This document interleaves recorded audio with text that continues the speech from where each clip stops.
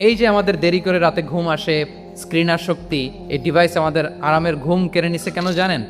এর কারণ হচ্ছে আল্লাহর দেয়া যে ফিতরাত, এই ফিতরাতকে আমরা উল্টে দিয়েছি।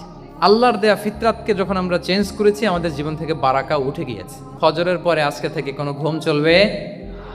এই সময়টাতে অনেক বারাকা আছে। অনেকে ফজরের এই বরকতময় সময়টা তারা ঘুমাতে ঘুমাতে মিস করে। এর কারণ দেরিতে ঘুমোতে যাওয়া, আগে আগে ঘুমানোর অভ্যাস করতে হবে, কিন্তু আগে তো ঘুম আসে না। এই যে ডিভাইস আমাদেরকে ঘুমাতে দেয় না। আল্লাহ তাআলা রাতকে বানিয়েছেন ঘুমের জন্য। ওয়াজআলনা লাইলা লিবাসা, লিবাস মানে আবরণ। আমি রাতকে বানিয়েছি পোশাকের মতো আবরণ করে, যে আবরণ রাত্রিবেলা নিঝুম নিস্তব্ধ অন্ধকার দিয়ে ছেয়ে দেয়। ফলে মেলাটিন নামে একটা হরমোন নিঃসরিত হয়, আমাদের ঘুম ঘুম ভাব আসে। ঘুমের জন্য আল্লাহ তৈরি করেছেন রাতকে। আমাদের শান্তির ঘুম কেড়ে নিছে এই ডিভাইস। আল্লাহর দেয়া ফিতরাতকে যখন আমরা চেঞ্জ করেছি, আমাদের জীবন থেকে বারাকা উঠে গিয়েছে। ফিতরাত শব্দটার সাথে আপনাদের পরিচয় আছে? একটা মানুষের যে ক্যারেক্টারিস্টিক্স, যে ইননেট স্বভাব দিয়ে আল্লাহ তাআলা তৈরি